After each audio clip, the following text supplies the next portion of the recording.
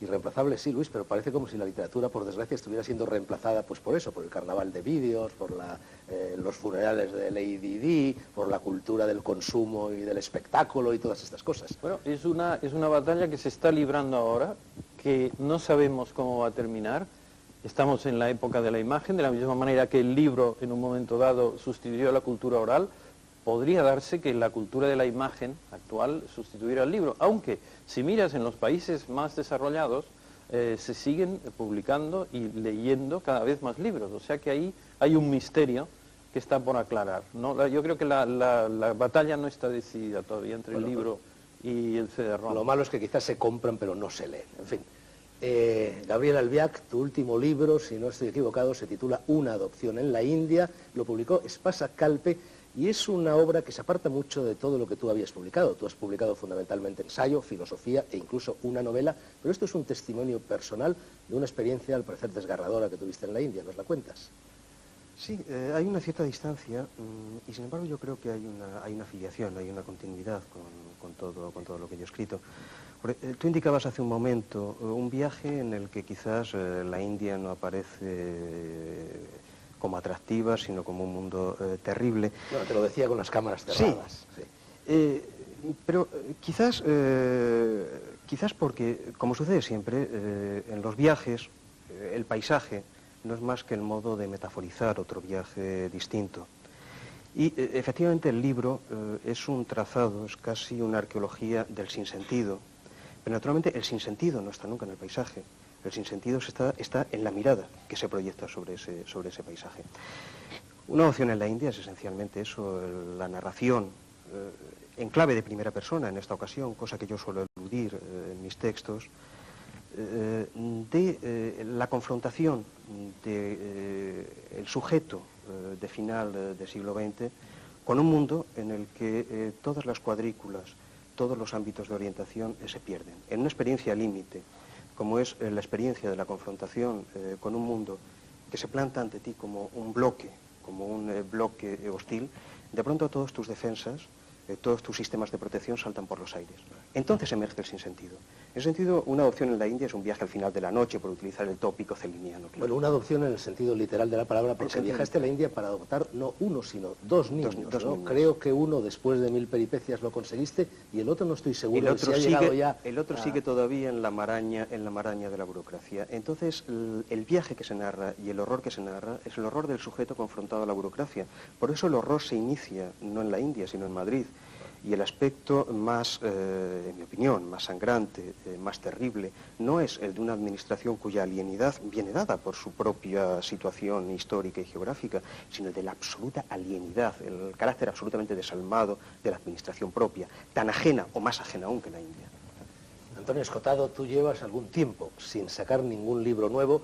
Es gracioso porque ayer, fenómeno seguramente lo que Stanislas Grof llamaría un fenómeno de convergencia, o Jung llamaría un fenómeno de sincronía, hojeando una revista literaria que leer, me encontré con un sueltecito que aludía a tu persona, contaba pues una fiesta más o menos literaria también, en la que estaba presente tu editor más habitual, que es Jordi Herralde, de Anagrama, y entonces comentaban en la revista que Jordi, a propósito de una serie de libros que tú tenías que entregarle y que no terminabas nunca de entregarle, dijo, anda, que Antonio Escotado vaya huevos. ¿Cómo está eso? ¿Los huevos se han cocido ya? ¿Van a llegar pronto a la mesa de los lectores o no? Sí, está ya prácticamente en la calle un panfleto que es verdad que le he estado retrasando, no tanto a Jordi por el contenido, sino por una cuestión de las ilustraciones. Había que encontrar ilustraciones eficaces. Es un panfleto que se llama La cuestión del cáñamo e intenta defender, bueno, que esta antigua, venerable y bendita droga, bendita planta, el cáñamo, pues resulta posiblemente el vehículo de ebriedad más sano y barato y conveniente en estos tiempos donde proliferan tantísimos vehículos de ebriedad de muy distintos tipos. Intenta salir salir al ruedo y negar las 4 o 5 embustes y las 4 o 5 ignorancias principales que hay sobre el asunto. Por eso es un panfletillo. Lo que pasa es que luego he reescrito y reelaborado muy profundamente mi tratado de metafísica, realidad y sustancia, que también está ahora en la calle en también Taurus, Alfaguara. Taurus, Alfaguara.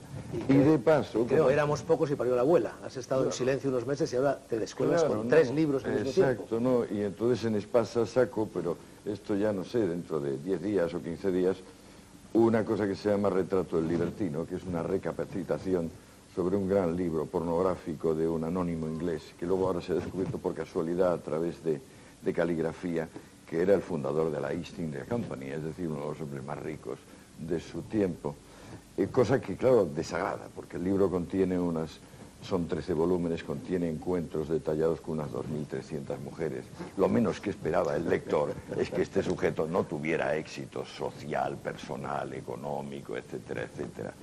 Ha caído como un verdadero jarro de agua fría en la Inglaterra actual darse cuenta de que el terrible, el vicioso Walter era Henry Spencer Ashby, uno de los próceres ingleses fundamentales del siglo XIX. Bueno, pues nada, que sigáis los 3 saturando el mercado, a ver si es verdad eso que dice Luis Racionero de que se venden más libros que nunca, y vamos ya con el meollo, con las harinas de este programa. El milenio, el futuro y el libro que mencioné hace unos minutos. En la presentación que encabeza el volumen 50 propuestas para el milenio, se lee que el ser humano, pese a 2000 años de civilización y cultura, no ha dejado de ser un lobo para el hombre. Vamos a ver una imagen para ilustrarlo.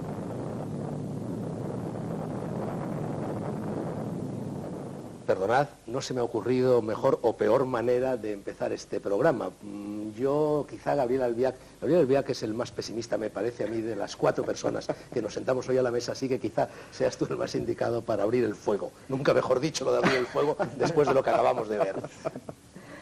Hombre, efectivamente has tomado una de las grandes imágenes icónicas de nuestro siglo, y que de algún modo cristaliza algo que es una metáfora esencial de la condición humana. Porque, si quieres, una de las pocas cosas sensatas que hemos aprendido a lo largo de nuestro siglo, yo creo a partir sobre todo de los trabajos del Freud de 1919, es que la pulsión de muerte no es un elemento ni lateral ni secundario en la condición humana, que por el contrario es muy sensato pensar que seamos descendientes, dice Freud, de una especie de asesinos, de una especie de animales esencialmente predadores, que tal vez en nosotros incluso la pulsión de placer no sea sino el modo de disfrazar, de hacer pasar la propia pulsión de muerte, y que por consiguiente no podemos caer en la ingenuidad de engañarnos y pensar que las monstruosidades se producen por accidentes, por aberraciones, por inadvertencias. Todo lo contrario.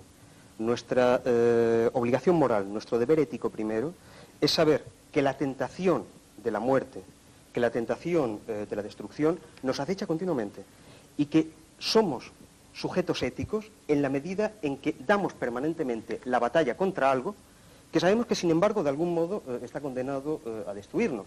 Es muy paradójico, porque por un lado es espantoso, pero por otro lado tiene un componente de entidad de primer orden, porque permite situar la condición humana precisamente en el combate contra aquello que en sí misma lleva necesariamente o lleva tendencialmente a la destrucción. Toda la historia de la cultura occidental es el modo de canalizar eso hacia otro espacio, hacia un espacio simbólico. Después de darle muchas vueltas a la cuestión del problema del mal, que no le ha explicado nadie, sabes que José Pla, cuando se le acercaba un cura, le preguntaba inmediatamente: ¿usted cree que Dios hizo el mundo lo mejor que podía?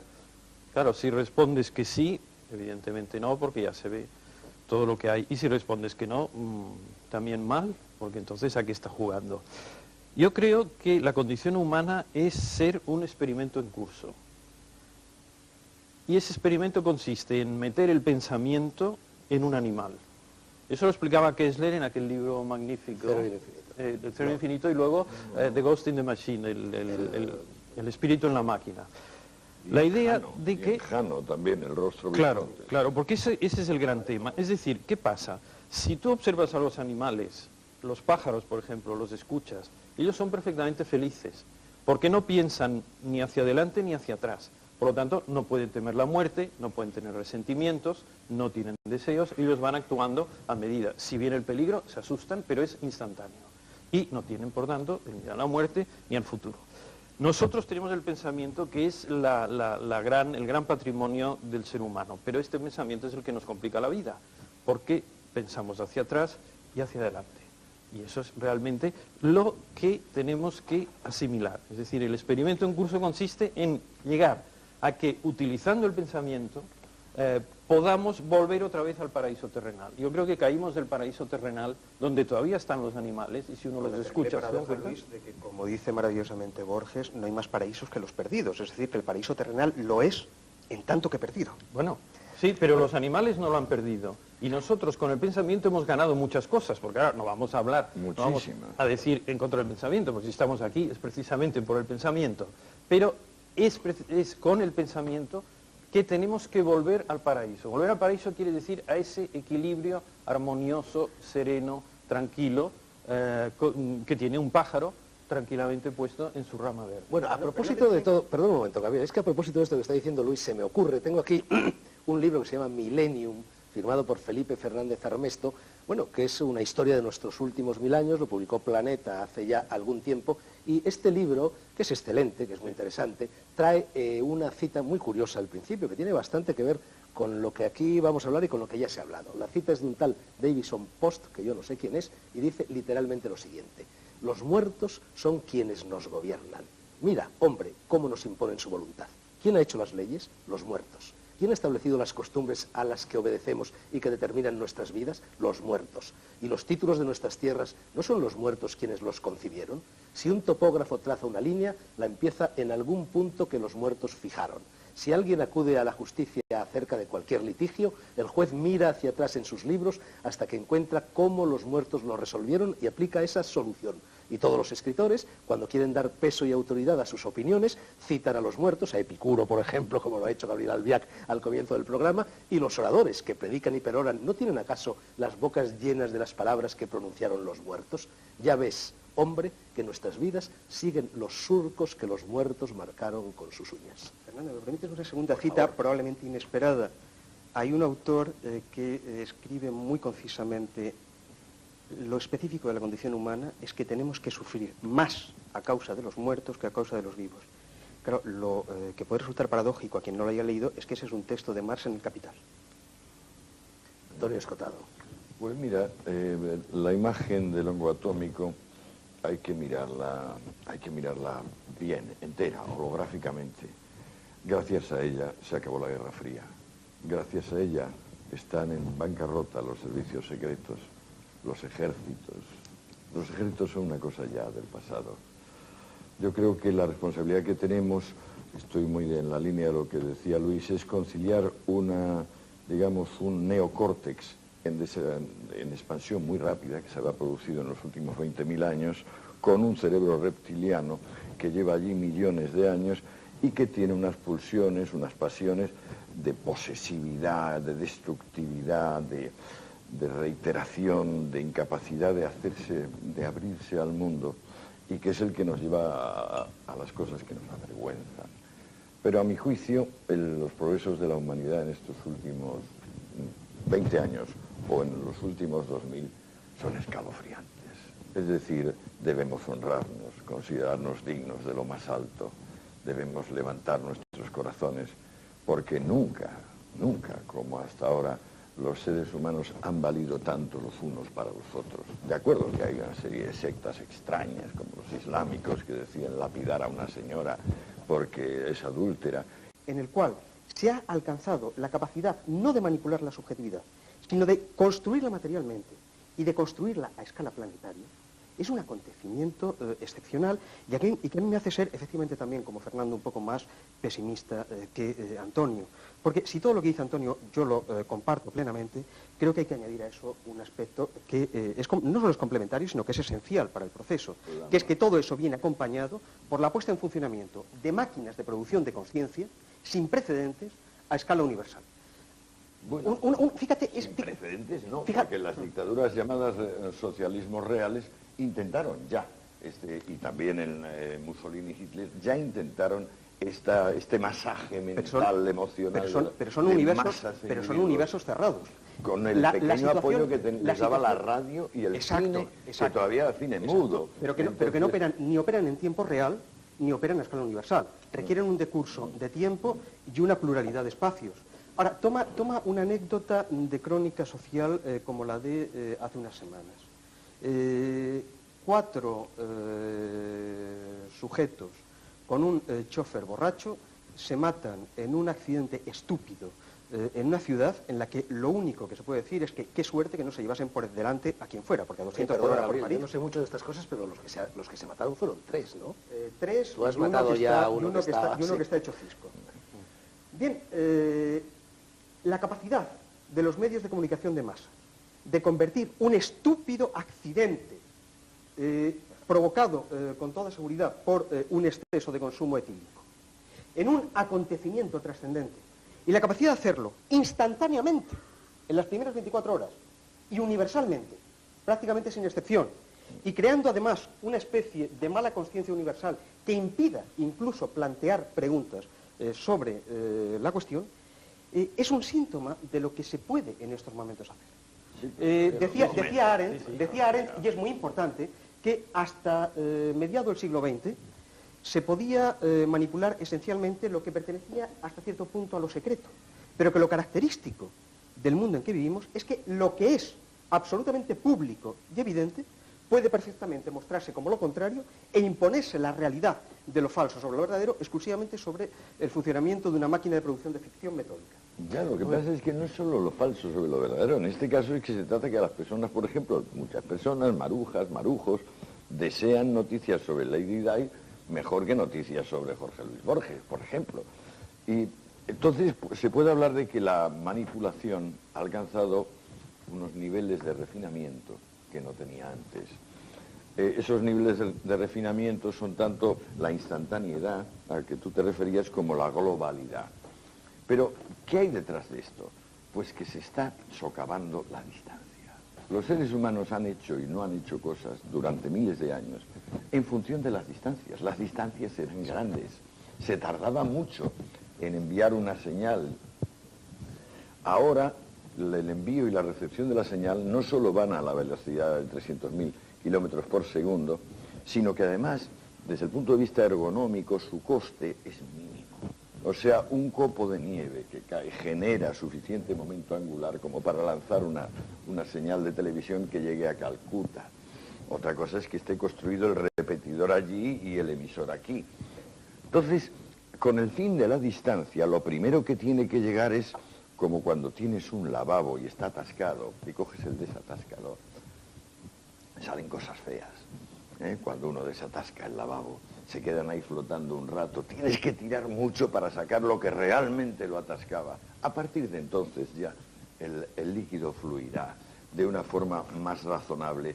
Yo te digo que la manipulación que puede hacer un grupo u otro, Murdoch o Turner, con las noticias, les dura un ratín, pero que la señal que contiene sustancia informativa, sin pagar nada, entra en los medios, porque no en vano el día tiene 24 horas, la semana 7 días, el año 12 meses, es decir, los años son años. Lo que pasa es que en la mayor parte de las ocasiones nos dan gato por liebre. Nos pero luego como información algo que solo es cotilleo, como el acontecimiento que... Pero tú date cuenta que el cotilleo tiene que pagar, el cotilleo tiene que pagar, o sea, para que salga el señor González o el señor Aznar o el señor Anguita, directa o indirectamente están pagando la señal. Pero para que salga Jorge Luis Borges o Bob Dylan no hay que pagar la señal. Bueno, permitidme que desvíe la pelota porque tenemos muchos temas dentro del carcaj y os voy a lanzar una cita que recoge en el frontispicio del libro 50 propuestas para el milenio, que recoge Miguel Munarriz, que fue la persona que coordinó aquellos encuentros.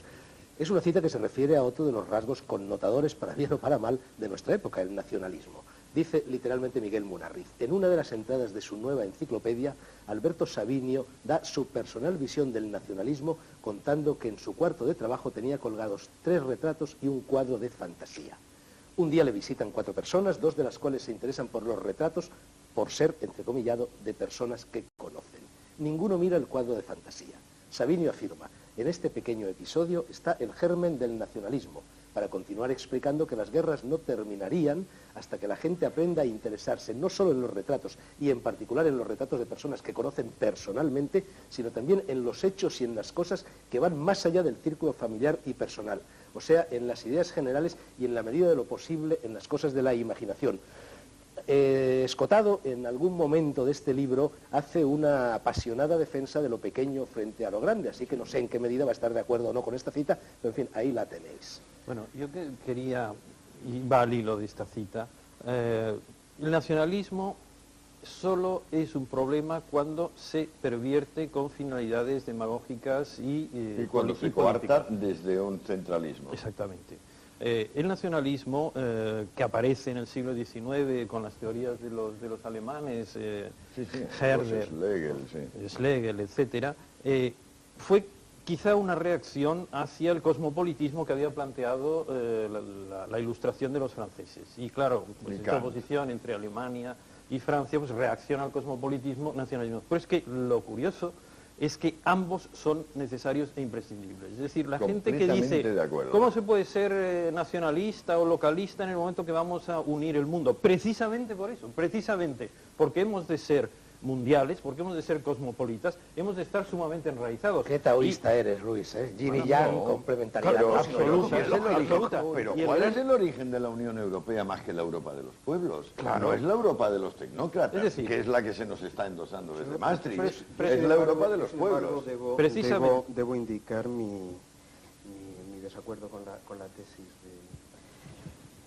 tesis de Luis, porque si quieres, a mí lo que me preocupa es previo al problema nacionalismo-cosmopolitismo.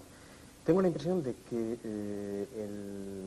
aquello que en el gran combate ético se juega esencialmente es la lucha contra la pulsión de identidad. La pulsión de identidad es siempre una pulsión de exterminio.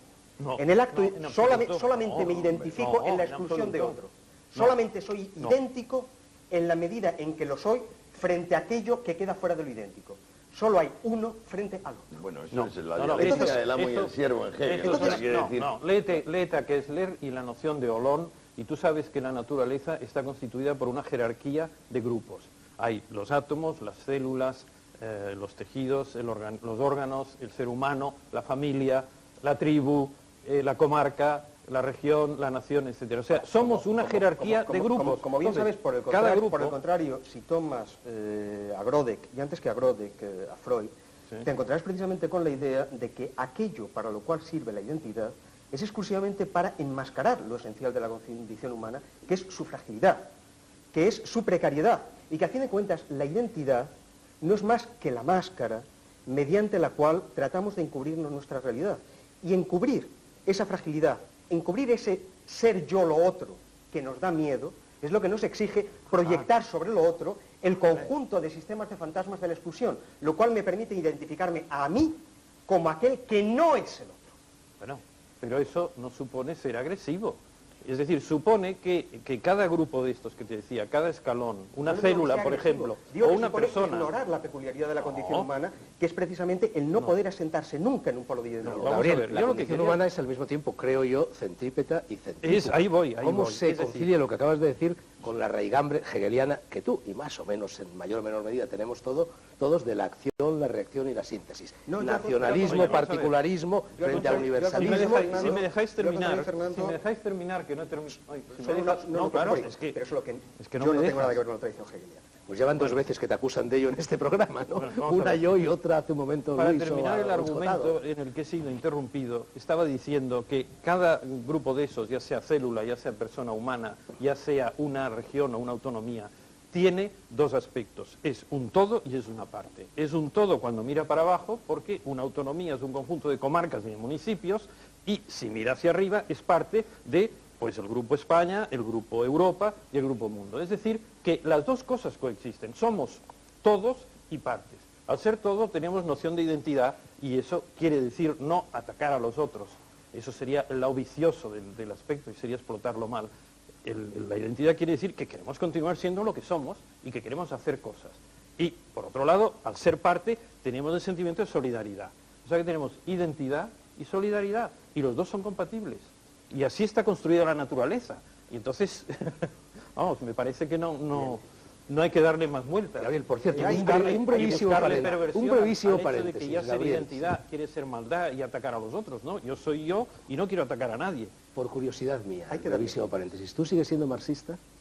No, es que te iba a preguntar si se puede ser marxista sin, en fin, sin aceptar cierta estirpe hegeliana. No, yo creo que no se puede ser nada. Es decir, pienso que... pues yo soy aristotélico. Yo pienso... Yo platónico. Yo pienso que la obra de Marx es la obra de un clásico, como es la de Spinoza, como es la de Aristóteles, como lo es la de Platón, y que como tal exige un rigor y una precisión de acercamiento extremo. En lo que concierne, y yo creo que sí que hay que dar vueltas a los comentarios porque es muy importante, y yo creo que nos jugamos ahí efectivamente nuestro modo de pensar en los finales del siglo. Si quieres, yo pienso que a lo largo del último siglo y medio, la gran pesadilla del pensamiento occidental ha sido la teleología hegeliana, que la dialéctica como pensamiento de la finalidad y de la reconciliación nos ha extraviado de algo que, sin embargo, en el barroco, en el 17, había sido planteado por algunos de los grandes pensadores del barroco, es el caso de Spinoza, pero también es el caso de Pascal, como lo que podemos definir el pensamiento trágico, es decir, el pensamiento de las contraposiciones irresueltas, la imposibilidad de proceder al paso de la síntesis. No es un azar, porque como sabemos perfectamente desde las lecciones del año 1794 de Fichte en Jena, lo que Fichte dice es que hay que elaborar ese idealismo que él propone todavía como proyecto frente a ese terror producido por el pensamiento no finalístico que es el de Spinoza. ¿Cuál es el problema para mí en lo que plantea Luis? En que yo tengo la impresión de que eso a lo cual llamamos sujeto, ya sea individual, ya sea colectivo, no es más que una convención de lenguaje. Claro. Una convención de lenguaje que oculta una multiplicidad de disposiciones, de actitudes, de capacidades potenciales. Pero tú has dicho que la identidad es contra otro, y eso es lo sustancial de lo que tú has dicho. Eso es lo que efectivamente he tratado de seguir. Un momento, por favor. Gabriel, vale exactamente igual la proposición. Es que lo que estoy diciendo es que nacionalismo malo es pleonasmo. No. No. ¿Cómo? No, porque mira... Nacionalismo el sentido de significa identidad lealtad al lugar de tus padres, lealtad a los sitios tu donde tribu, creciste, claro, a tu a las tribu. costumbres, a lo que hacían tus padrinos y tu madrina, Claro. y cómo había que llamar por teléfono Pero diciendo sí, que fue el claro. cumpleaños de Y si no, fulano. Pues, Cotado, eso es verdad y yo creo que nadie en su sano juicio va a criticar ese tipo de nacionalismo. Claro. Pero también es verdad que está en la otra cara de la moneda y que dos de los grandes males del mundo actual, que son los integrismos y los terrorismos, muchas veces están en relación con los nacionalismos. Claro que sí, pero eso sucede cuando esa identidad... Claro, cuando esa identidad es sofocada, Todos al tiempo no, cuando por favor. esa identidad es sofocada, cuando esa identidad es arrojada, o sea, aquí nos viene bien el origen, el mito fundacional de los olímpicos, que si os acordáis, Cronos iba comiendo a todos sus hijos, pero no los podía destruir porque tenían naturaleza divina y se quedaban dentro, como las naciones. Hasta que el tercero consiguió salir y le dijo, expulsa a mis hermanos. Esto, expulsa a mis hermanos. Los hermanos son los valones y los flamencos, son los vascos y los catalanes, los hermanos son los castellanos, los hermanos son los de todas partes. Todo el mundo tiene derecho, digamos, a autodeterminarse. Lo que pasa es que, por ejemplo, en España, la última dialéctica de la autodeterminación es muy extraña, es decir, siguiendo la propia pauta hegeliana, resulta que se intentan autodeterminar un número más pequeño de los que no se intentan determinar. Vamos a ver, la gente necesita sentido de identidad. Vamos, eso está estudiado, los psicólogos lo saben, Maslow habló de aquella jerarquía de necesidades, primero tiene supervivencia, seguridad, identidad y pertenencia y autorrealización. Es una necesidad psicológica pertenecer, tener un sentido de raíces de identidad. Y esto te lo da, precisamente, pues esa emotividad hacia donde has nacido, hacia tu familia, las raíces. Ahora bien, El hogar. esa tendencia que es buena psicológicamente, pervertida políticamente, es el nacionalismo. O sea, si tú necesitas tu identidad y la buscas en vez de en el genius loci, en la patria chica, en la familia, la buscas en decir nosotros somos los buenos y ellos somos los malos, entonces estás en esta tendencia agresiva de que mi identidad supone automáticamente que yo ataco al otro. Que No, del amo eso y es el una ciervo. perversión. Es decir, buscar la identidad a través de xenofobia, de fanatismo, de atacar al otro, es la perversión de una cosa que es absolutamente legítima y que es el nacionalismo cultural. Claro. Y punto. No, lo que pasa es que luego, digamos, el nacionalismo exacerbado y violento, como el fundamentalismo, no son más que manifestaciones de anacronismo. Es decir, no son más que manifestaciones de actitudes que el espíritu del mundo ha dejado atrás. Y entonces, sin querer, se van haciendo enemigos, pues eso, un pobre talibán ahora pone la tele, coge la CNN asiática y de repente ve un anuncio de Martini y queda ofendido en su castidad. Peca sin querer. Entonces su tendencia es a destruir a Turner y a la CNN. Fíjate qué forma más extraña de buscarse un enemigo que no quiere ser enemigo suyo. Piensa en las playas de Ibiza, piensa qué ofensa, por ejemplo, para el integrismo argelino, es cualquiera pobre migrante masculino o femenino argelino que pase ahora por la playa de las Salinas o Caballet. Qué ofensa para él. Bueno, cada vez que una cosa es anacrónica, se llena de enemigos que no quieren ser enemigos suyos. Antonio, Ahí yo tengo la expresa su impresión- debilidad. Yo tengo la impresión de que el gran anacronismo de nuestro tiempo es mantener la categoría de sentido. Toda, Sentido. cualquier categoría de sentido, la categoría de sentido, el sentido es la máquina fundamental de la sumisión. Allá donde hay sentido hay sumisión. Gabriel, no, es que lo tuyo es un maximalismo bestial. Perdona, pero Gabriel, no es... sentido no es ninguna- experiencia, sentido es experiencia y por No, tanto no, es lo perdona, indiscutible. como tú sabes perfectamente, además como aristotélico, sentido es causa final y solo causa final. Ah, bueno, no, se puede emplear sentido en el sentido No, de no, que no hay otro empleo esto del ¿tiene sentido. sentido o no tiene sentido? No, yo estoy hablando del sentido de la actuación, del sentido de la historia, del sentido de la cultura, del sentido de los sujetos. Yo veo un sentido Eso- claro en toda la historia humana. Eso solamente es la factible conquista y la sobre la base consolidación de la de la libertad. suposición de una finalidad. ¿Me podrás Y la decir- suposición de una finalidad es siempre la presuposición de un principio teológico. ¿Me podrás decir que la consolidación y la conquista de la libertad Claro, pero eso hay que, es poca cosa? Hay que fundamentarlo. Bien, a propósito de anacronismos, permitidme que vuelva a desviar la pelota y que saque a relucir otro anacronismo, en fin, de bastante consideración, que esgrime en este libro Luis Racionero. Y recordad que nos quedan en estos momentos 6 minutos de programa. Dice literalmente Luis Racionero, lo que también necesitamos es un cambio de mitología, porque claro, no está el mundo con el desarrollo tecnológico, social y económico al que hemos llegado como para andar todavía usando una mitología que fue inventada para una tribu de pastores nómadas hace 3000 años. No parece serio que una mitología que servía para esos señores, con una vida tan distinta de la nuestra, tengamos que tenerla todavía como la columna vertebral de nuestra civilización, de la occidental, diría yo, Sí, claro, de la occidental, otra. claro. Empieza a ser hora, añade Luis, de cambiar la mitología. Lo que pasa es que es muy difícil hacerlo, solo lo hacen los profetas, los grandes, Lao Tse, Buda, Confucio, Jesucristo, Mahoma y muy pocos más, Moisés quizá. El momento realmente está como para ir pensando en un cambio de mitología, porque la cristiana se está quedando francamente anticuada. Sí. No, y además la básica que es la Sagrada Familia, se ha quedado hiperanticuada, porque nadie quiere ser San José. Francamente, casi todo el mundo quiere ser Jesucito de mi vida. Y muy pocas señoras se les da opción de una conducta como la de la Virgen María. Yo supongo que Luis además tenía en la cabeza el viejo texto que da el arranque al idealismo clásico alemán, ¿verdad? El borrador de los jovencísimos Hegel, Hölderlin, Schelling. Tenemos que construir una nueva mitología, pero esa tiene que ser una mitología de la razón. Que sea una mitología de la razón es algo que yo creo todavía no acertamos a definir. Bueno, es que eso es una contradicción en términos. Exacto. ¿eh? Ahí Exacto. yo no estaría de Exacto. acuerdo con ellos en eso, porque precisamente una mitología es algo que apela a los aspectos no racionales del hombre. La razón es una herramienta mental, es como un software que usamos en el cerebro para más o menos procesar los datos de la experiencia en favor nuestro. Exacto. Y con eso hemos hecho la ciencia y la tecnología, pero con eso no entenderemos el universo. Exacto. Porque la parte no puede entender al todo. Como tú sabes muy bien, la gran paradoja que se produce en el idealismo clásico alemán deriva precisamente de ese planteamiento. Claro, la Por eso- mitología va a lo irracional, habla con símbolos, y el símbolo, por definición, es una cosa que es un claro oscuro, es un esfumato, es una cosa que no tiene un perfil claro. Y por lo demás no se planifica, Evoca, sino que sugiere, se construye. Se construye. Pero muy bien, no nos sirven, parece ser que en eso estamos de No nos acuerdo, sirven. las mitologías, ya sean occidentales u orientales, elaboradas hace miles de años.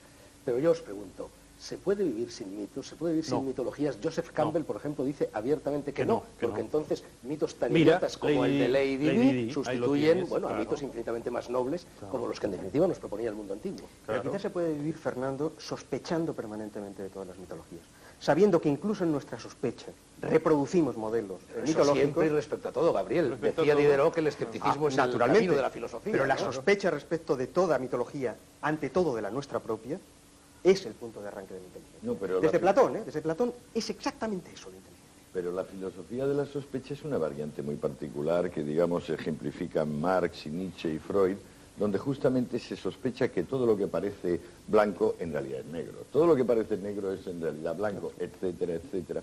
Y entonces, claro, lo que falta es la determinación sustancial. Cada filosofía lo que hace es atestiguar la intensidad de sustancia que cada época tiene. O sea, en cada época ciertas cosas contienen entidad y otras contienen menos entidad. Pero sustancia es entidad. Pero recuerdas aquello tan bonito. El subestar es lo que está por debajo. Pero lo que subsiste no, es lo que... respecto a sustancia no nos metamos en pero eso, porque eso en él, ¿verdad? pero porque si has estudiado mecánica cuántica, sí, si has estudiado mecánica cuántica, ahí te pierdes, ¿verdad? Porque la sustancia se diluye en una, no, claro, en pero una es que ondulación de no se sabe la qué. mecánica cuántica Pero no es más que un recordáis sistema de aquello, mediciones. Perdona, entonces las mediciones funcionan porque son meras mediciones. Se nos acaba el programa. Gabriel Albiac quiere contar algo bonito. Tan bonito de Platón en el Fedro.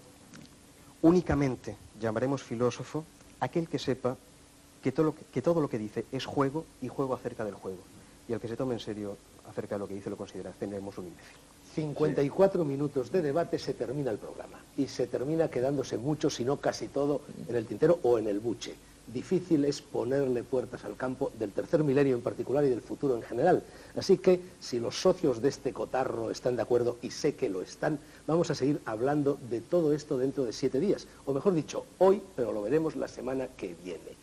No siempre podré reunir en negro sobre blanco a 3 personas de la talla moral y de la estatura intelectual de Luis Racionero, Gabriel Albiac y Antonio Escotado. Así que vamos a explotarlos un poquito, vamos a aprovechar su presencia en el Palacio Güell de Barcelona, vamos a matar 2 programas de un tiro. Será el próximo miércoles a la misma hora. No nos dejen solos.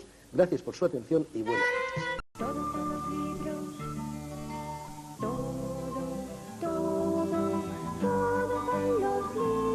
Buenas noches. Seguimos sudando. La semana pasada iniciamos un debate sobre el futuro, sobre el milenio que está ya en puertas, a punto de comenzar, y lo hicimos en compañía y con la intervención de 3 pesos pesados de las letras, del pensamiento y de la investigación. Los 3 siguen hoy, tal y como anuncié al término del anterior programa, con nosotros. Voy a recordar sus nombres sin necesidad de volver a presentarlos mientras ustedes ven sus caras. Son Luis Racionero, Gabriel Albiac y Antonio Escotado. Trío de ases y conmigo póker, si me permiten la broma. Huelga añadir, ya lo han visto en el rótulo del programa, que vamos a seguir hablando del futuro, del inminente tercer milenio, partiendo de algunos de los temas y problemas planteados en este libro que publicó hace unos meses el Ayuntamiento de Oviedo. 50 propuestas para el próximo milenio. Quizá podría haberse titulado esta obra 50 protestas para el próximo milenio, dado el contenido altamente transgresor, en el mejor sentido de la palabra, de lo que se nos dice en ella. Léanla. Y vamos a reanudar ya el coloquio donde lo dejamos.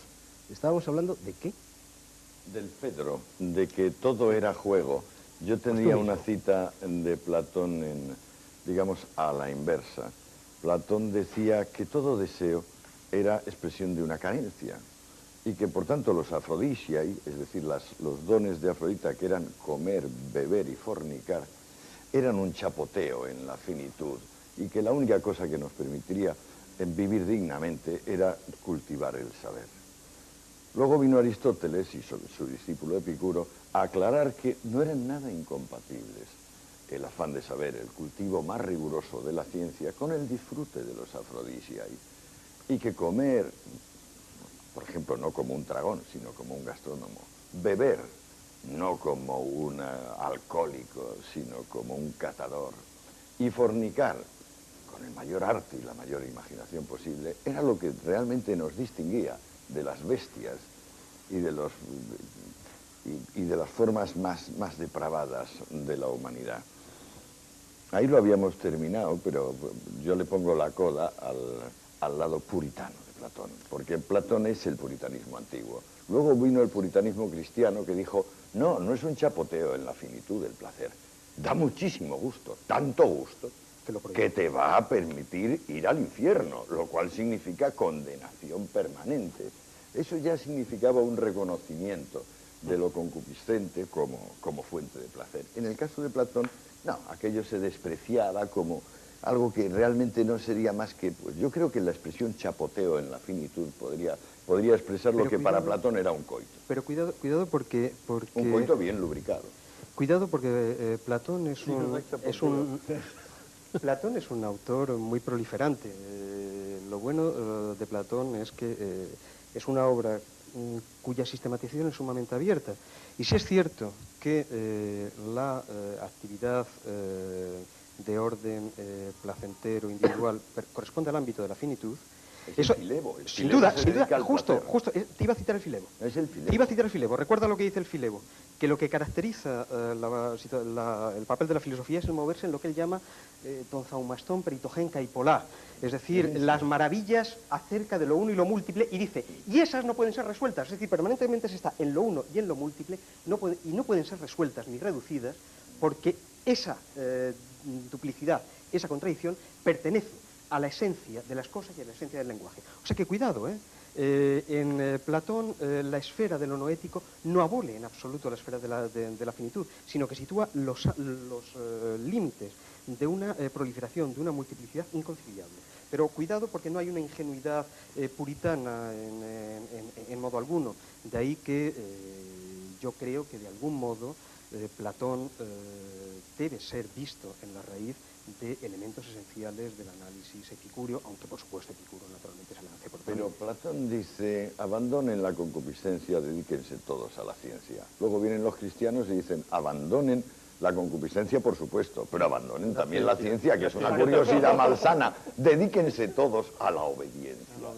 Escotado, tú eres profesor de Historia y Metodología de la Ciencia. A propósito de Platón, de Aristóteles y de la ciencia, en el libro sobre el milenio, Luis Racionero dice: si llegamos a teorías científicas que no contradicen el sentido común, es porque aún no tenemos una racionalidad más amplia que la griega, que la aristotélica. Y unas líneas más arriba había explicado: lo primero que hay que tener en cuenta son los límites del paradigma científico que estamos usando, y no creernos que porque fabricamos coches y televisores ya hemos entendido el universo, ni mucho menos.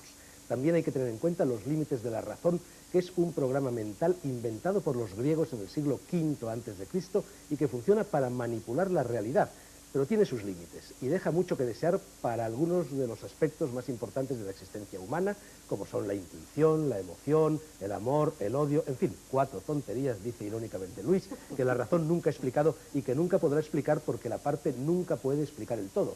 Y tú, por otra parte, Antonio, en algún otro lugar del libro, en tu octava propuesta para el milenio, dices que la ciencia tiene que abandonar vocaciones proféticas y tiene que hacerse generosamente descriptiva. Ha pasado por ciencia y por desapasionada observación del acontecer, prever lo que van a ser las cosas. Y la ciencia que no era predictiva, calculística, no era realmente ciencia. Se olvidaba así las verdaderas ciencias, la astronomía, la botánica, la zoología, la lingüística, las verdaderas, las que simplemente miran la sustancia del mundo e intentan humildemente clasificarla o precisarla. El paradigma predictivo viene probablemente de la conseja bíblica que dice: creced y multiplicaos, someted el mundo. Someted el mundo significa degradadlo a cosa determinada, a cosa sin vitalidad, degradarlo a masa y sobre todo degradarlo a masa inercial. Es decir, que si está en movimiento es porque algo lo puso en movimiento, si está parado es porque algo lo para. Nada surge de sí mismo, nada viene de sí mismo. Esto era una mentira basada primero en exportar a todos los campos y sobre todo al cálculo la geometría euclidiana y el tratado de las secciones cónicas de Apolonio, que permitía hacer esas curvas regulares que a su vez luego extrapolándolas permitían pensar que podías ir midiendo exactamente, dadas unas condiciones iniciales, el resultado final de un sistema. Eso era un conjunto de falsedades. Se puede llamar en términos suaves simplificación, pero es más que simplificación. O sea, los grandes expertos, por ejemplo, ahora en Newton, te hablan de un fudge factor, un factor batido, es decir, se han modificado los decimales. Se estaba jugando con los números, no salían las ecuaciones. Esto prosigue hasta ahora mismo en la ciencia predictiva. Se siguen batiendo los decimales para que coincidan las ecuaciones con el estado del mundo. Pero es que el mundo no nos espera a nosotros. El mundo y nosotros estamos todos vivos y afortunadamente nos inventamos. Cuando viene un meteorólogo y nos dice cuál va a ser el tiempo de mañana, omite decirnos que aparte de las tres famosas ecuaciones de Lorentz, de Edward-Lorentz, sobre meteorología, que no son integrables, es decir, que no permiten una solución exacta, el tiempo se va inventando en cada momento, de modo que prever el tiempo es ridículo. Es como, por ejemplo, prever nuestras reacciones cuando estamos haciendo el amor o cuando estamos empezando a comernos un pollo. O sea, no pueden prever qué es lo que va a acabar, cómo vamos a acabar de comernos el pollo, cómo va a terminar ese coito. Es simplemente una deformación de unos señores que vienen a sustituir a los clérigos, diciendo lo suyo, lo de los clérigos, que ahora empieza a no funcionar, lo mío, lo de la previsión, lo de la exactitud, va a empezar a funcionar. Y así, Newton es el primer hombre que vive de la ciencia. La ciencia como sustituto de la religión, ¿estáis de acuerdo? No solo de la religión, sino muy específicamente de la teología y de una muy específica variable de la teología, la concepción finalística, la concepción teleológica, que orienta toda la realidad en función de un punto finalístico, orientador y dador de sentido último. Es elemental, yo creo que es básico para situarnos hoy, lo que planteaba el texto de Luis que leía Fernando hace un momento, es decir, hay que romper con el sentido común. Solo se piensa a partir del momento en que se rompe con el sentido común. Y la ruptura es la ciencia del caos. Es decir, todas las variantes de Prigogine, termodinámica del desequilibrio, fractales de Mandelbrot. Y la condición previa es la ruptura de toda teleología, de toda concepción de la preeminencia de las finalidades. Bueno, yo sé que soy muy antiguo, pero Spinoza plantea eso abiertamente en el apéndice de la ética. La causa final, dice Spinoza, es el origen de todas las mistificaciones humanas. Porque una vez que han fijado una finalidad, a continuación lo agarran todo y lo ajustan todo al hecho de procusto de esa finalidad a cualquier precio. Y tú señalas muy bien, eso nace con la teología de tradición monoteística. Eso no existe en el mundo griego, pese a las limitaciones de la geometría euclídea. Cuando te estaba oyendo, me venía a la cabeza un texto de Sófocles, el final del Ajax, que es transparente respecto de eso. Ciertamente que a los mortales, dice Sófocles, les es posible conocer muchas cosas al verlas, pero antes nadie es adivino de cómo serán las cosas futuras. Los que se empeñan en ponernos el futuro como algo que es predecible, en realidad lo que están haciendo es la más boba de las mitologías y pretendiendo darnos la conciencia. Pero esa boba mitología se llama determinismo científico y ha sido la religión de los últimos 2 siglos. Y específicamente determinismo finalístico y en su variante sociológico-política, progresismo. Porque a fin de cuentas el progresismo no es más que el trasplante de eso a la esfera de la concepción de la linealidad histórica. No es el único reproche que Luis Racionero mueve al actual paradigma mecanicista o materialista de la ciencia. Añade, todo lo que no se pesa o no se mide no existe, o sea, todo lo que no entra por los 5 sentidos no existe. Esta es una hipótesis de partida, un supuesto que se ha aceptado por consenso, lo que no quiere decir que sea verdad. Quiere decir que para manipular la realidad, para describirla, para crear la ciencia y la tecnología modernas, hemos partido de esa base. Una base muy discutible y muy discutida, pero que ha dado como resultado que podamos enviar cohetes a la Luna y podamos construir trenes y puentes. Es una forma de explicar la realidad muy útil para manipularla y, a mi entender, al de Luis Racionero, no tan útil para penetrarla, para pasar a otros aspectos del ser humano que luego comentaré y que me parecen más interesantes que manipular la realidad. Sea como fuere, se hacen una serie de supuestos, se utilizan los métodos de inducción y deducción, se construye toda una máquina de pensar, una manera de utilizar el cerebro, según unas reglas, y con eso se hace la ciencia moderna. La ciencia, pero en su paradigma mecanicista y materialista, que sobre todo consiste en decir, solo existe lo que entra a través de los 5 sentidos, y entonces se cometen inconsistencias tales como decir que no se cree en la astrología si no se demuestra científicamente, que es exactamente lo mismo que pedir que se explique el ajedrez con las reglas del parchís.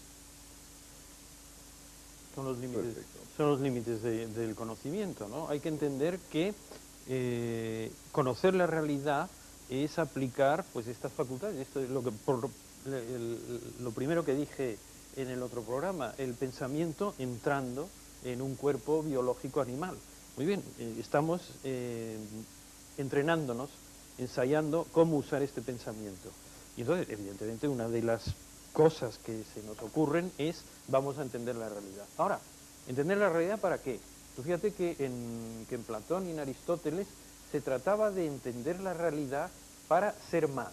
El conocimiento era una aplicación a la entidad humana, era para mejorarnos nosotros mismos. A partir de la ciencia mecanicista, el conocimiento es para transformar la realidad. Es decir, que querer conocer la realidad pues es lo que el pensamiento nos pide, lo que nos pide este cuerpo que tiene un pensamiento. Pero hay diferentes maneras de hacer eso.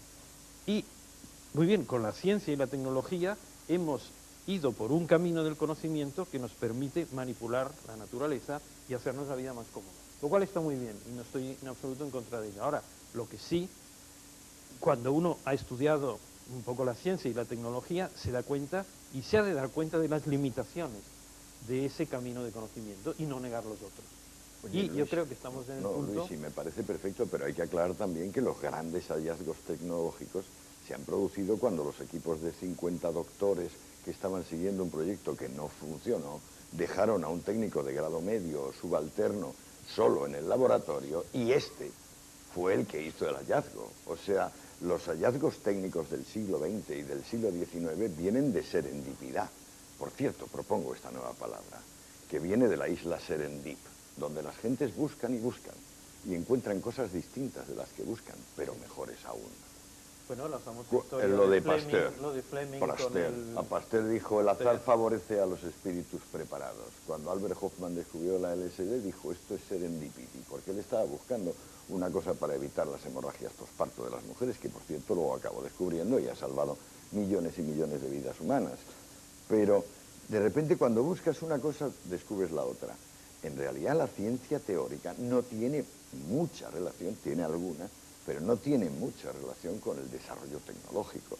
Si tú te lees una buena historia de la tecnología desde el siglo XIX hasta finales del XX, te darás cuenta que ni mucho menos hay una secuencia automática de que viene un señor y hace una tesis, y entonces viene el otro, aplica la tesis y descubre el tubo de rayos catódicos. Eso no sucede, no sucede hasta el siglo XX.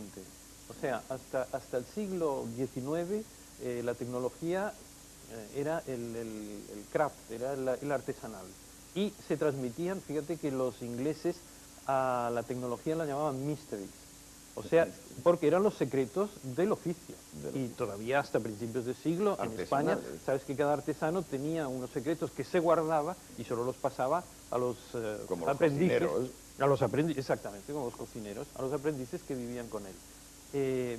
La aplicación sistemática del conocimiento y de la ciencia a la técnica se produce prácticamente a partir del siglo XX y esa es la gran revolución de la productividad. Es decir, lo que ha cambiado la faz del mundo, lo que ha invalidado, por ejemplo, las previsiones de Marx, ha sido que la productividad desde aproximadamente 1900 ha aumentado un 3% anual acumulativo, con lo cual se ha multiplicado por 50. De modo que si en 1910 un obrero tenía que trabajar 3.000 horas al año, ahora está trabajando 1.760 aproximadamente. Y con un aumento de ganancias y de poder adquisitivo mucho mayor. Cuando se inventa el Forte, pues un obrero tenía que trabajar 3 años para comprarse un Forte. Ahora, con lo que gana un obrero en Estados Unidos, tiene 8 veces el valor de un coche. De modo que esa aplicación sistemática del conocimiento a los artefactos, a la tecnología, ha sido lo que ha producido la revolución del siglo XX. Claro. Al mismo tiempo, pero insisto, por ejemplo, Edison no es un científico. Edison es un técnico. Un técnico, claro. Basta ver la imagen que produce Edison en los escritores contemporáneos de Edison. Uno toma el texto maravilloso de Villiers de l'Isle-Adam, la Eva Futura, y lo que ve es, además, es la expresión que se utiliza en toda la Eva Futura, el mago de Memlo, es el personaje que efectivamente pone en funcionamiento esos misterios. Pero es extremadamente interesante lo que planteabais los dos. El siglo XX plantea esa preeminencia de lo tecnológico en el ámbito de lo teórico. Y, curiosamente, la paradoja que ello produce es que es como si se produjera una gran regresión en la capacidad especulativa acerca de la propia práctica científica. En realidad, cualquier pensador del XVII tiene una concepción de la causalidad que es una concepción de causalidad múltiple. Tiene una concepción de la determinación que es la concepción de que en cada punto de la red incide una multiplicidad de instancias causales, de instancias determinativas, cada una de las cuales es punto de partida de un nuevo punto nodal en una red en la que la determinación es por consiguiente, si no infinita, al menos no determinable.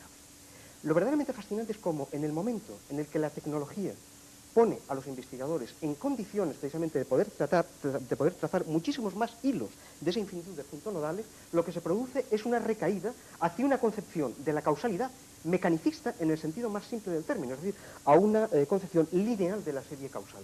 Eso es lo que produce auténtico estupor, esa especie de sombra ingenuista metodológica que acompaña a los investigadores técnicamente más finos, más extremadamente sofisticados. Pero es que ten en cuenta que se estaban utilizando seres ideales hasta hace 10-15 años. O sea, seguíamos creyendo en seres enteramente ideales. Por ejemplo, en líneas rectas, en curvas regulares, en puntos. Exacto. O sea, en este mundo, ya es hora de decirlo, no hay más que el moverse de caudales turbulentos. La turbulencia ha sido el demonio, apartado cuidadosamente como caos. Sin embargo, la turbulencia es una fuente estructurante, claro, infinitamente mejor. Uno tiene, por ejemplo, un gazpacho, un ajo blanco en su nevera, y lo tiene durante varios días, y como es natural se ha ido bajando hacia abajo la almendra en el ajo blanco, o el tomate, o los demás sólidos, y se va quedando arriba. Si fuera verdad, Euclides, si fuera verdad la dinámica newtoniana, en mover aquello para que efectivamente todas las moléculas volviese a estar unido el ajo blanco y el gazpacho y pudiera tomarse, requeriría a lo mejor batirlo 10 minutos, puesto que han sido varios días de estar en la nevera. No es verdad. Bastan 2 batidas. ¿Por qué? Porque por movimiento browniano las partículas llevan una aceleración infinita, es decir, porque en el flujo de cuerpos caóticamente determinados va prácticamente a velocidades infinitas. Y así va el mundo. O sea que tú cuando vas en un avión, Antonio, y el piloto anuncia turbulencias por la megafonía, te alegras. No. Estás en la recta línea. No, eso es otra cosa. Es que turbulencia es todo. O sea, turbulencia es el factor estructurante del mundo real. Claro. Y sin embargo, ese factor estructurante del mundo real ha sido apartado durante 20 siglos como caos. Heráclito y los taoístas. Claro. Heráclito y es también Demócrito y es también la tradición. Pero es que no hubiéramos podido entrar en ese mundo nuevo sin ayuda de los ordenadores, cuya potentísima capacidad de computación nos permite estar a la altura, porque es que si no antes verdaderamente se dejaba, por ejemplo, a los ingenieros el estudio de dinámica de fluidos, mientras que los físicos teóricos estudiaban mecánica newtoniana. Cuando llegábamos a la mecánica de fluidos decían, bueno, esto el próximo curso. Ah, claro. Porque era tan complicado que, claro, la mecánica de fluidos nunca estaba en el programa, pero no se sabe qué pasaba. Pues bueno, que no este mundo real de fluidos, porque somos fluidos, en vez de puntos y rectas y curvas regulares de Apolonio de Perga, con este mundo, claro, nos resulta mucho más afín, porque claro, un fractal se parece muchísimo más a las cosas del mundo que una prisma o un triángulo o un dodecaedro, que dice, ¿dónde encuentra usted el dodecaedro, señor mío? Ya sé que es muy fácil de construir para un geómetra. Y lo fascinante, Antonio, es que tenemos la impresión de haberlo leído, pero de haberlo leído en los grandes clásicos, de haberlo leído en Lucrecio, de haberlo leído en Epicuro, de haberlo leído en Heráclito, de haberlo leído en Demócrito. Esa cosa fascinante de encontrar cómo de pronto hay elementos que insertan directamente con lo más hondo, con lo más primigenio. No, Prigogine expresamente y absolutamente retornan directamente a Epicuro y a Demócrito. Claro. No podemos dejarnos ir el toro de la ecología, de la violación de la naturaleza, sin lidiar en un programa como este. Y a este respecto, alguien, no recuerdo en estos momentos quién, me parece que es Luis Racionero, dice en el libro que lo que nos sigue valiendo de los antiguos paradigmas, de las antiguas filosofías, son cosas como el conócete a ti mismo y el nada en exceso, que estaban grabados en el frontispicio del santuario de Delfos, y que en cambio lo que no nos vale son afirmaciones como la de que el hombre es la medida de todas las cosas, de la filosofía presocrática, y no solo de ella, y la de Kant, de que el hombre es un fin en sí mismo. Yo os pregunto, ¿en qué medida el antropocentrismo renacentista es el causante de la crisis ecológica que estamos viviendo? ¿Es compatible el humanismo, en el sentido renacentista de la palabra, con el ecologismo, que parece exigir una dimensión cósmica reñida con la idea del hombre como epicentro? Mira, eso sí, si hay animismo en la concepción del mundo, yo creo que en la filosofía del Renacimiento, en Pico de la Mirándola, en Ficino, y desde luego ya un poco antes en Nicolás de Cusa, si se acepta la tradición hermética europea y por tanto el pensamiento por analogías, la correspondencia, la simpatía entre cuerpos diversos, ahí ya habrá un respeto a la naturaleza. Para mí, las raíces filosóficas de la crisis ecológica están en suponer que la naturaleza es muerta, es inerme, no tiene vida. Si uno piensa con la tradición hermética o con el pensamiento primitivo que la naturaleza, que todo está vivo, que incluso los objetos tienen alguna forma de vida y de conciencia, pues cosa evidente. Que los electrones tienen cosa conciencia, evidente, como ha demostrado el experimento de Bell, que cuando cambias el spin de un electrón el otro se entera, cosa evidente, pero eso es lo que ha sido negado. Y entonces vale el mandato bíblico, que estén multiplicados, y dominar la naturaleza. Cuando esa naturaleza a dominar se considera una cosa muerta, cuando decimos esta cosa no tiene sensibilidad, le puedo dar patadas, la puedo destruir, la puedo volar, es masa inerte, ahí viene la crisis ecológica. Si todos pensáramos que todo está vivo y que tiene alguna forma de conciencia, entonces respetaríamos a la naturaleza como aquel jefe indio que le manda la famosa carta al presidente de Estados Unidos diciendo: yo no les entiendo a ustedes, los blancos, cómo destrozan la naturaleza, cambian los ríos, talan los árboles, y no oyen su sufrimiento, no oyen sus gemidos. Nosotros lo vemos de otra manera. Un texto de este indio que merecería el premio Nobel de Literatura, por lo menos. Es una maravilla absoluta esta carta, ¿no? Bueno, pues esa es la gran diferencia. Si ves todo sagrado, si lo ves todo vivo, o si lo consideras un trasto muerto e inerte. Yo creo la semana pasada indicaba a propósito de esto, Fernando, que a mí lo que me da miedo es que juguemos con una contraposición entre naturaleza y artificio, en los términos genéricos de bueno, malo, que de algún modo nos llevaría a reproducir bajo forma camuflada el reino de Dios y el reino de los hombres, una dicotomía que a mí me parece inoperativa y por lo demás extremadamente arriesgada. Sabemos perfectamente los usos de orden autoritario y represivo a los que eso ha dado lugar. El uso, por ejemplo, del concepto de lo antinatural, el uso que el poder ha hecho siempre del concepto de lo antinatural como cobertura mediante la cual poder eliminar, poder barrer, poder expulsar fuera.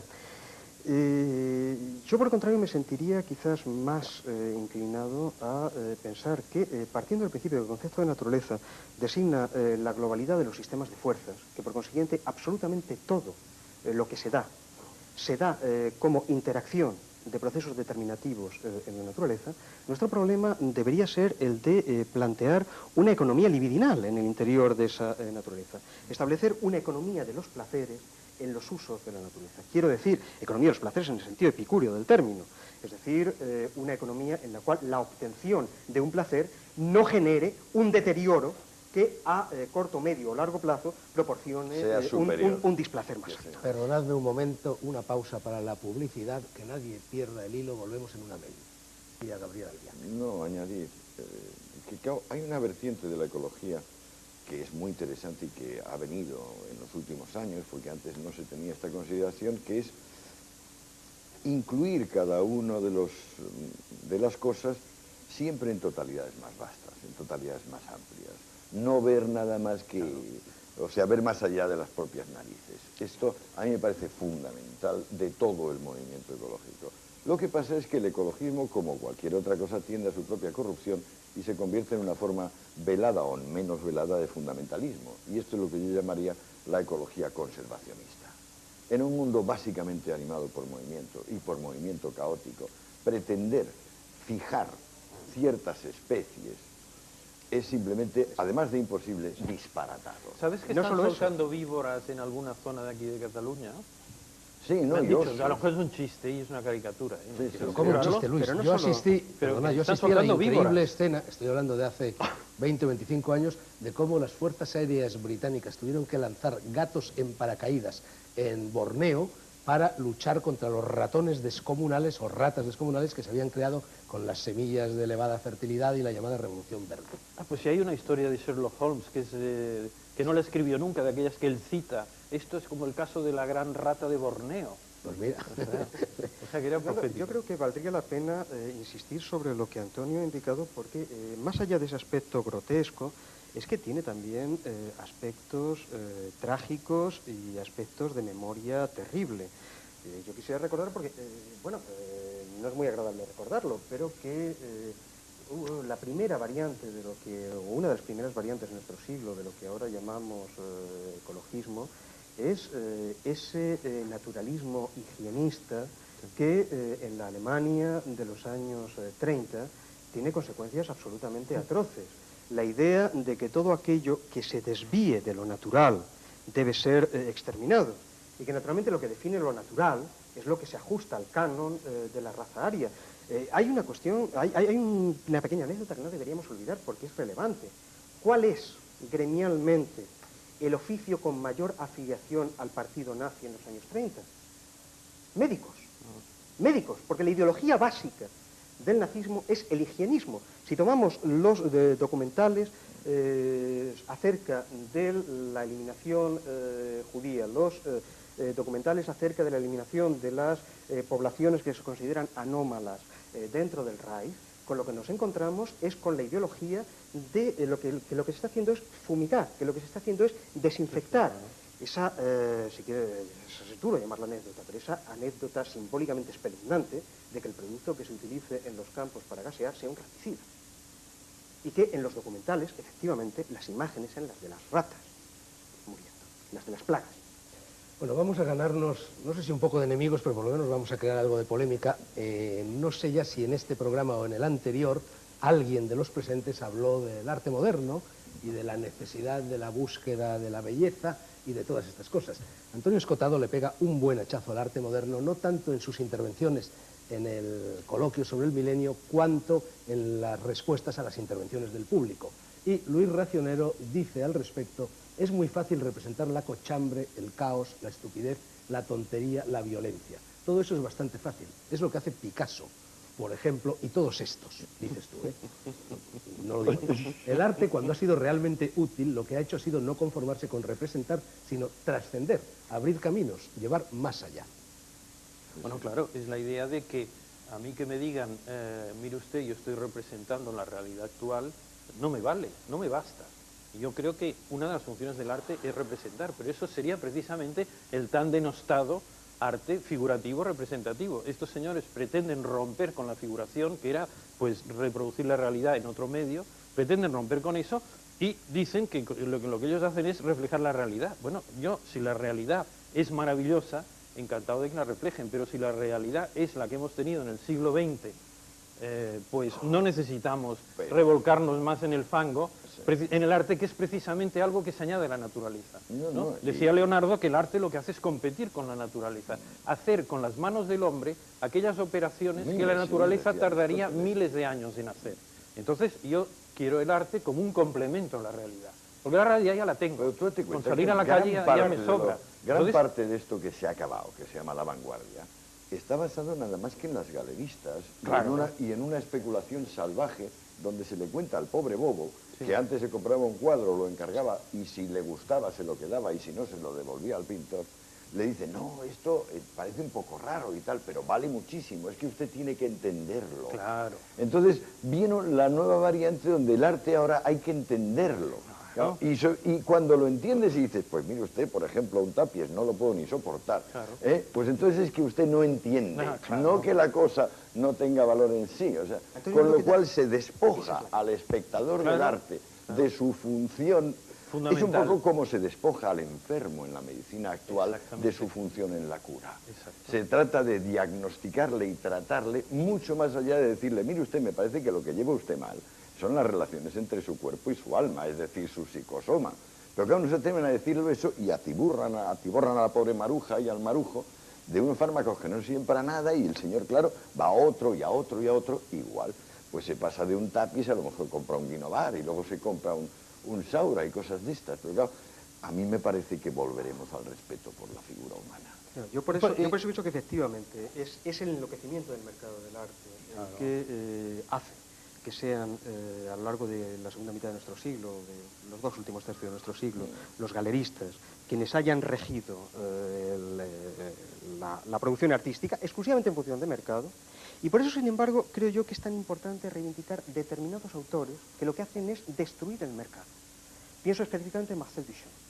Duchamp es un autor que no es comercializable, porque un ready-made, cualquier objeto, un objeto de arte es exclusivamente, dice Duchamp, cualquier objeto situado fuera de contexto. Pero aquí tendríamos que ver alguna diapositiva de Duchamp para que... Claro, coja usted a cualquier galerista para decir que le venda cualquier objeto situado fuera de contexto. Es decir, que coja un urinario, lo coloque en una esquina y diga, esta es la obra. Pero se ha hecho esto, se ha hecho y se ha vendido. Pero claro, la inteligencia de Duchamp, y todo Duchamp es eso. No, pero mira el arte de Dalí, del gran por vidrio, ejemplo. sobre todo Dalí eso, es decir, ya no se puede vender, porque todo objeto, cualquier sujeto puede colocarlo en el espacio desplazado necesario para convertirlo en sugeridor de fantasmas. Sí, sí. Y eso ya no se vende. Bueno, yo, naturalmente, lo primero que hay que saber es que el primer marchand de los tiempos modernos, que era Kahnweiler, era un agente de cambio y bolsa que se dedicó al arte.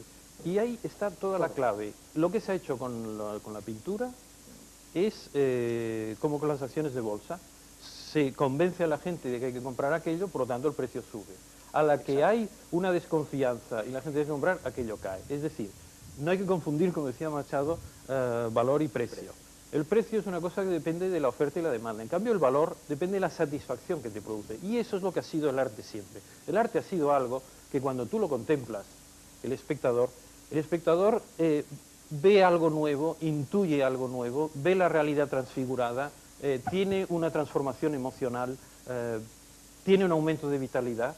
Algo le pasa al espectador. Si el espectador delante de aquella... el arte del otro, respeta la artesanía, la orfebrería sí, del juega, otro. Y juega. Esa claro, capacidad de Duchamp para de jugar. Que el otro ha llegado muy lejos. Es la segunda vida del arte. Es decir, el autor le da la primera vida, ahí está la obra. Pero luego es el espectador el que hace renacer, como Dionisio, por segunda vez, el nacido 2 veces, el que hace renacer la obra de arte dentro de sí. Pero si dentro de sí, del espectador, no pasa nada, aquello no es arte, aquello es un trasto que te están colocando mercantil. Como, exactamente, como el que te coloca un aspirador. No, peor, unas acciones. Unas acciones, son acciones. Luis, yo una vez, Antonio y Gabriela, hace pocos años en Arco, estaba por allí paseándome un poco cargado de copas con un gran amigo mío, Manuel Bayo, hoy profesor en la Universidad de Taipei, y se nos ocurrió poner en un rinconcito, nos quitamos los zapatos, los colocamos en una posición así, pues un poco rebuscada, pusimos un cartel y nos los quisieron comprar.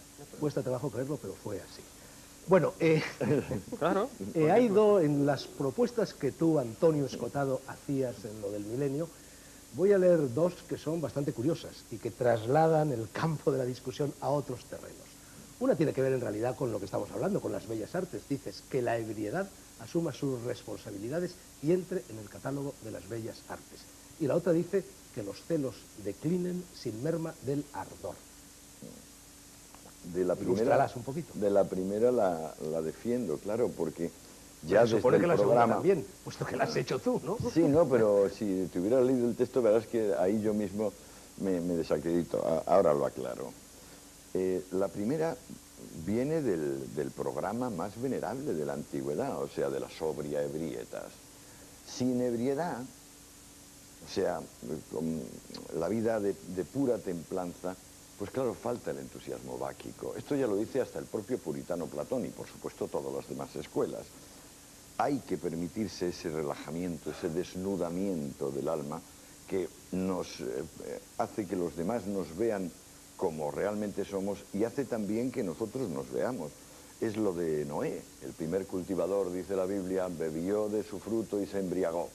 Luego se comportaron mejor o peor, unos hijos suyos y otros, y él maldijo a unos y bendijo a los otros, pero el cultivador debe embriagarse. Lo que pasa es que debe embriagarse con un sentido muy elevado del amor propio, es decir, con criterios éticos y estéticos que se deben complementar con criterios noseológicos, científicos. Es decir, no hay drogas buenas o malas, solo hay dosis. El conocimiento de las dosis convierte un veneno en un instrumento de salvación y el desconocimiento hace lo inverso. Entonces, claro, en un momento como el actual, donde las drogas han perdido los contextos míticos rituales que tenían tradicionalmente, y encontramos con que nuestros hijos y nuestros nietos acuden a millones cada fin de semana a atiborrarse de las más variadas cosas, porque la prohibición ha terminado hace mucho tiempo. O sea, la prohibición está solo en los códigos, pero ya la prohibición no existe. Es decir, la oferta de drogas ilegales es de tal proporción y de tal variedad y de tal baratura de precio que prácticamente todo el mundo puede tomar lo que quiere, y si quiere tomar un poquito más le basta con convertirse en traficantillo, un pequeño camello de aquella misma cosa para hacerlo. Entonces, en este momento histórico, en vez de lamentarnos por la pérdida del contexto mítico ritual donde se tomaban estas drogas o aquellas, por ejemplo la heroína y el opio entre médicos, por ejemplo el peyote o la ayahuasca entre indios de tales tribus, no, o la LSD y la mescalina en departamentos de psicología y antropología cultural de las universidades americanas. En este momento en que ya han llegado a la calle abrumadoramente con nuestra juventud, yo creo que el discurso de la juventud, en vez de estas bobadas alarmistas y mendaces que se distribuyen, es amor propio, conocimiento, que esto es tan arte como el comer, como el beber. Bueno, ilustración farmacológica es lo que tú propones. Ilustración. Exacto. Esa es la gran revolución que está pendiente ahora. Porque fíjate que hubo la revolución copernicana, que fue decir, la Tierra no es el centro del universo. Luego hubo la darwiniana, que dijo, el hombre no es el centro de la Tierra. Y luego vino Freud y dijo, la razón no es el centro del hombre. Bueno, entonces, si no lo es, ¿cuál es ese centro? El gran trabajo de ahora, más que manejar lo exterior, transformar lo exterior, que ya lo hemos hecho y con éxito, es transformar por dentro, es trabajar sobre el cerebro. O sea que la gran revolución en el siguiente milenio va a ser cambiar la forma de funcionamiento del cerebro. Si cogemos la analogía con un ordenador, los softwares del cerebro, Claro. es lo que estamos cambiando, y eso lo están haciendo pues toda esta gente que intenta, que experimenta con drogas de cualquier manera mal y que a veces se perjudica, Sí. pero eso es una muestra de esa tendencia a buscar ya de una vez por todas dentro y a transformar ese funcionamiento del cerebro. Que es ya el proyecto de Baudelaire, ¿os acordáis? Lo que parece Baudelaire lo Embriagados corta. de amor, de poesía, de inteligencia, pero embriagados. Lo que se está proponiendo, y yo creo que es lo que proponía Antonio, lo que proponía Luis, lo que proponemos todos, es una embriaguez regulada. Pues naturalmente una embriaguez estúpida puede ser tan estúpida como cualquier otra estúpida. Una embriaguez artística. Una embriaguez regulada. Exacto, Eso eran los misterios de Leucis. Era una embriaguez controlada. Pero con el es el quicio. programa de la sobria ebrietas que está ya en los antiguos. Exacto, y que en su forma límite a mí me fascina muchísimo en la versión que le da Lautréamont cuando habla de las matemáticas. Lo que está describiendo Lautréamont cuando habla de las matemáticas santas, tanto placer me habéis proporcionado, es la ebriedad del número. Es decir, la ebriedad del control, de la regulación, de la situación de los delirios, del juego con los delirios. Jugar con los delirios, combinar los delirios. Es la gran apuesta. Bueno, es que tan grande el mundo que hay dentro como el mundo que hay fuera, eso es evidente. Y el mundo que hay dentro pues se ha tocado todavía muy poco. Ahora con los extraordinarios progresos de la química de síntesis, pues se están desarrollando drogas que se pueden llamar realmente inteligentes, por ejemplo como la hidergina, que es un retrasador de la senilidad en las personas y que tiene un leve efecto psicoactivo. También, por supuesto, milagrosamente ha escapado de los catálogos de drogas ilegales, la hidergina y sus equivalentes. Pero yo creo que es irresistible, o sea, tenemos esa pendiente y que nadar contra corriente no va a ser posible. Has contado lo del ardor y los celos. Esto, exacto. Yo entonces hice esa propuesta porque seguía mi entusiasmo habitual y viendo todos los progresos del mundo y este grandioso caos de la libertad donde estamos inmersos, dije, pues bueno, y el ardor, que es lo que queremos, pero joder, esa posesividad ciega del cerebro reptiliano, esa adoración del territorio que desemboca en la muerte, vamos a ver si conseguimos. Entonces, en la propia ponencia, cuando ya me tocó defenderlo allí, ya llevaba defendiendo otras varias propuestas, dije, esto me parece que me desborda, esto me supera, tómenlo ustedes como una bobada y paso al tema siguiente. No es una bobada. Lo que pasa es que realmente ahí se trata de conciliar contrarios muy fuertes. O sea, conseguir la inflamación venérea y al mismo tiempo evitar que te entre el cerebro reptiliano y te diga mío, solo mío.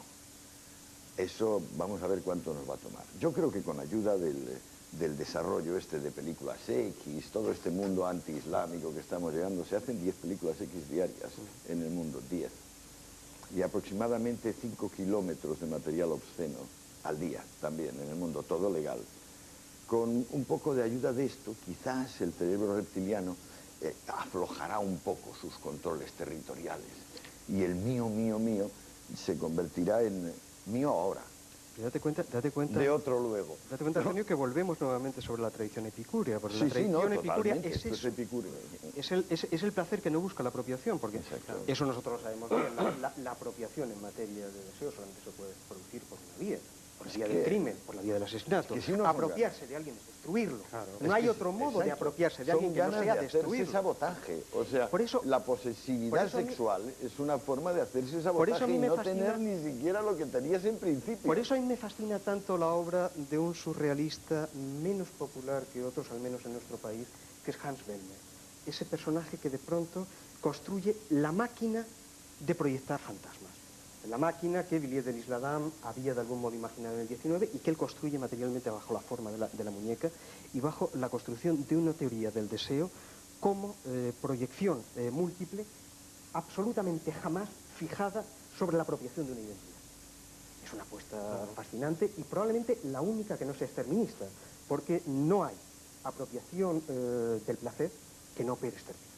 Antonio, seguro que tu mujer comparte lo del ardor, pero no estoy tan seguro de que comparta lo de los celos. ¿Cómo va en ella el cerebro reptiliano? Te lo pregunto porque yo cuando estaba leyendo el libro y leí tu propuesta, que efectivamente prácticamente no hablabas luego de ella, pensé, Antonio ha tenido un jaleo doméstico.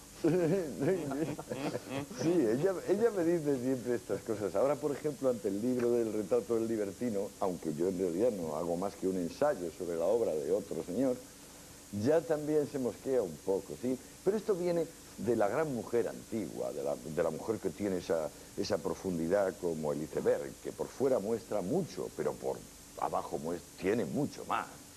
Y entonces pues está acostumbrada a la domesticación del varón. Esto le viene finalmente de la Virgen María, o sea que ya domesticó a su pobre obrero suficientemente. Y bueno, ya veremos, es posible que se lleve el gato al agua, pero por lo menos desde el punto de vista espiritual te voy a seguir diciendo las cosas que digo. Otra cosa es que en la vida doméstica sea una persona perfectamente reptiliana. Bueno, no resisto la tentación de citar, aunque él no esté presente, algunas de las propuestas que hizo en aquel debate de Oviedo Gustavo Bueno, esa especie de motor inmóvil, o más bien móvil, de nuestra filosofía y de nuestro pensamiento, esa especie de ariete que todo se lleva por delante en el mejor sentido de la palabra. Voy a leer únicamente 3 de las propuestas y si tenéis algo que decir, lo decís, y si no, seguimos hablando de otras cosas. Propuesta quinta de Gustavo Bueno: implantación de la eutanasia para asesinos convictos y confesos de crímenes horrendos. Eso es perfecto, no, eso es perfecto, pero implantación de la eutanasia para todos los que la pidan. O sea, lo que no entiendo de Gustavo es limitarla a los presos. Implantación de la eutanasia para todos. Recordemos que la eutanasia, piénsese en Plinio el Viejo, piénsese en, bueno, los grandes trágicos griegos, es un signo de excelencia moral quitarse de en medio, no solo cuando está uno enfermo, sino cuando uno ha hecho un acto tal que no se lo puede perdonar. Por eso decía Fichte con razón que cualquier hombre puede ir al magistrado y decirle, condéneme a muerte. Tengo derecho a que me condene a muerte. Bueno, yo creo que la defensa de la eutanasia para todo el mundo está implícita en el pensamiento de Gustavo Bueno y en su actitud vital. A lo mejor me equivoco. Un poco de cara al público hay que entender que la tesis de Gustavo es solo inteligible dentro del contexto epicúreo en que la plantea. Es decir, dentro del principio básico conforme al cual la muerte no es una pena. De donde, por consiguiente, la expresión pena de muerte es una contradicción en los términos. Es a partir de ahí, naturalmente, al decir que la muerte no es una pena, donde la esfera de la eutanasia es sustraída al terreno de lo penal. La sexta propuesta de Gustavo Bueno es más ligerita, pero no menos chocante. Dice, rebaja de las cuantías escandalosas de los premios de loterías, quinielas, sorteos, premios literarios, en eso no estoy de acuerdo, y afines hasta niveles proporcionados a los salarios mínimos. No comment. ¿No comment? ¿No comment? No comment. Bueno, pues pasemos entonces a la novena y a la décima. La novena dice eliminación del concepto de tercera edad, como edad del merecido descanso y asignación a los pensionistas no impedidos de tareas obligatorias de interés asistencial, educativo o social.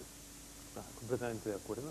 Sí, yo también estoy de acuerdo. Sobre todo porque es que ahora ya los hombres de 50 años antes éramos una mierda y ahora todavía somos capaces de dar una frazada así de, Yo lo que y pasa de es que hacer gimnasia. insistiría en todo caso en que eso tenga carácter voluntario. Exacto, Porque eso, que lo que a mí concierne y a los que venimos de una tradición que considera su objetivo central la abolición del trabajo y muy específicamente del trabajo asalariado, en lo que a mí concierne, yo lo único que deseo cuanto antes es quitarme de encima la condición salarial. Claro. Bueno, vamos a ver, respecto a esto y en definitiva respecto al problema del paro, que es uno de los problemas más acuciantes parece ser del milenio que se aproxima, bueno, Gustavo Bueno dice, es su décima propuesta, eliminación del concepto de colectivo de desempleados y asignación a los parados y población ociosa mediante retribución de tareas de interés público. Claro. Por otra parte, subsidios sociales, eso. Luis Racionero, en el mismo libro, señala que hay que abandonar la mitología del trabajo. Y tú, Albiac, dices que estás de acuerdo, pero añades que no se puede abolir el trabajo si no hacemos lo mismo con el capital.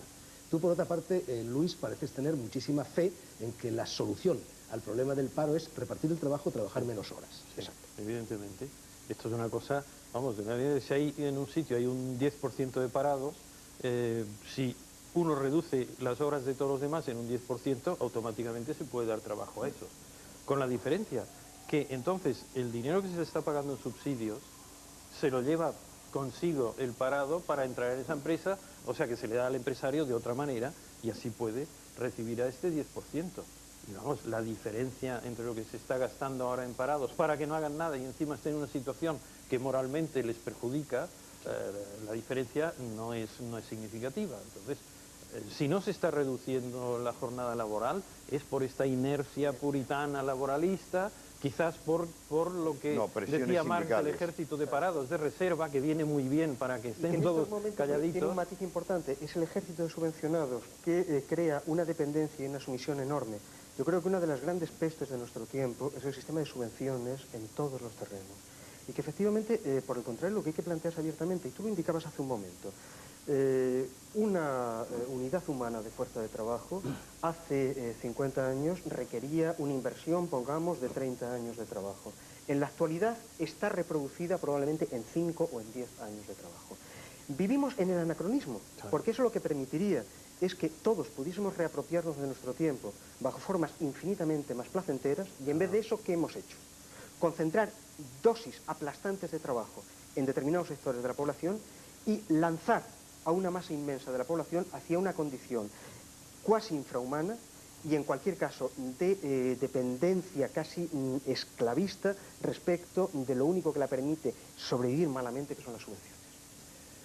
Se nos acaba el tiempo del programa, pero me quedan aún los segundos justos para leer como transgresión final, como provocación final, algo. La tercera propuesta de Antonio Escotado decía, no podemos comentarla, decía que lo común no sea negocio particular y nadie pueda comprometer a otro sin su consentimiento.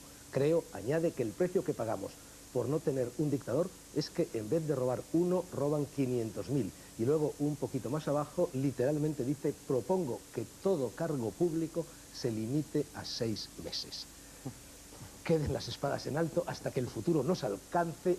Aquí termina, hoy por hoy, el tiempo de negro sobre blanco. Ha sido un palizón de casi 2 horas, además con una temperatura aproximadamente de 45 o 50 grados. En vez del Palau Güell, parece que estábamos en el desierto del Sáhara en el mes de agosto.